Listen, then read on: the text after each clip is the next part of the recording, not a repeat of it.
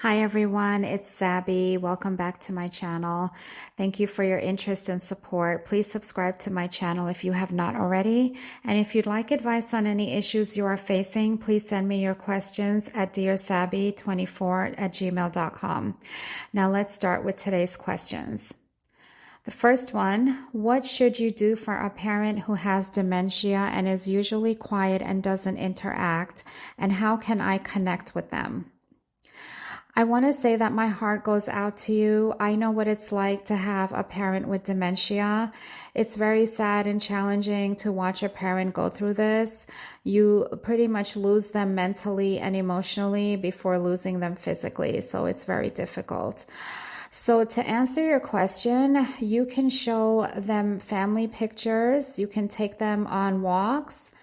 You can play their favorite music or put on their favorite TV shows. Just make sure the volume is not loud.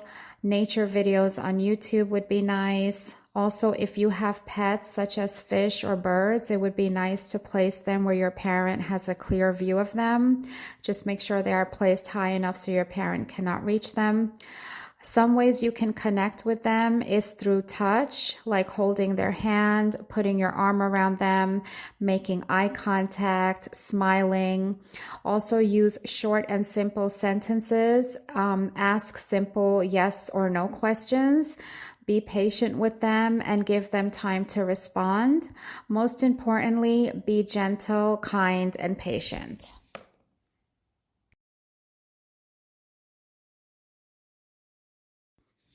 Next question. A colleague at work is giving me the silent treatment for not agreeing that our supervisor is micromanaging us as a team.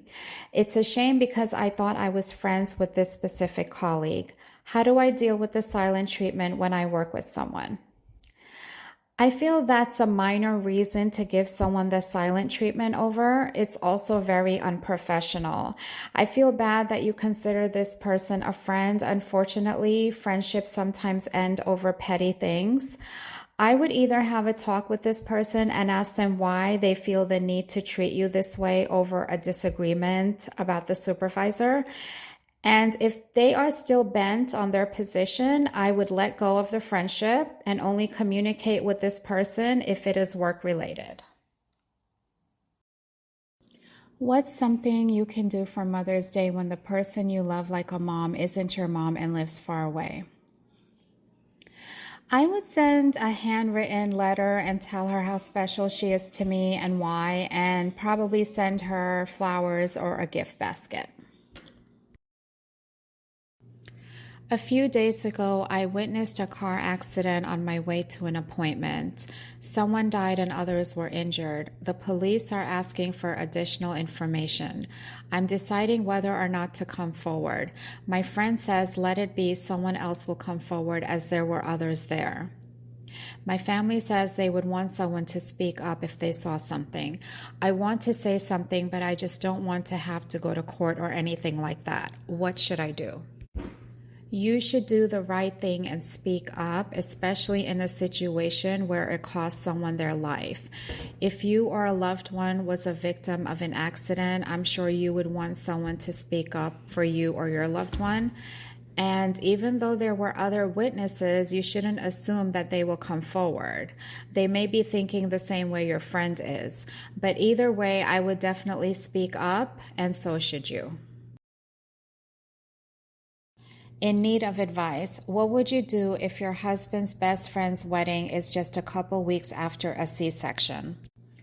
The wedding is abroad. I've expressed to him that I don't feel comfortable with him going due to the C-section and it being our first baby. He is trying to do everything to go and even told his mom to come help me while he's abroad.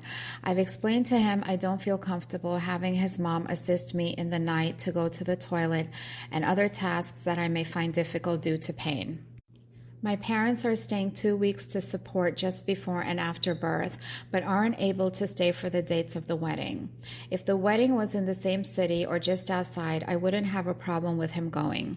But it's abroad and I'm already letting him go to the stag, again abroad, just before the C-section. His mother has enabled him and told him to go have fun and book the flights, that she will help, but I don't think she should speak on my behalf. She said, I'm just anxious and everything is fine. I know it's his best friend's wedding and it's important, but I truly believe our child is a priority. Not to mention that the friend knew we were pregnant while he was deciding between 5 different dates and chose a date closest to the birth. He asked my husband to be the best man despite knowing all of this and only informed my husband officially of the date 2 weeks ago. The wedding is in 3.5 months. Husband would be gone for a long weekend. I've never experienced a C-section, but I know of many women who have. None of them needed assistance in using the restroom 2 weeks after their C-section, but did need help with other tasks. But then again, every woman is different. So I do understand how you feel and your anxiety, especially since this will be your first C-section and your first child. But this is once in a lifetime event for his best friend. Your husband is the best man and wants to support him and be a part of the special celebration.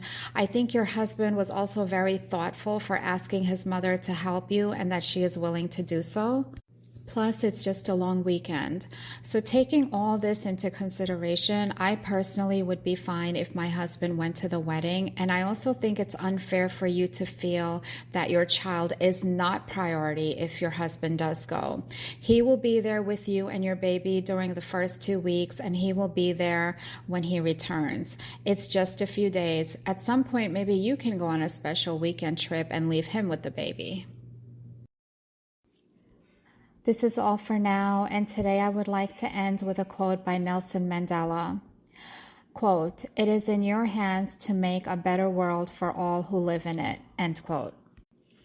Thank you all again for your support. Until next time, take care of yourselves and each other, and God bless.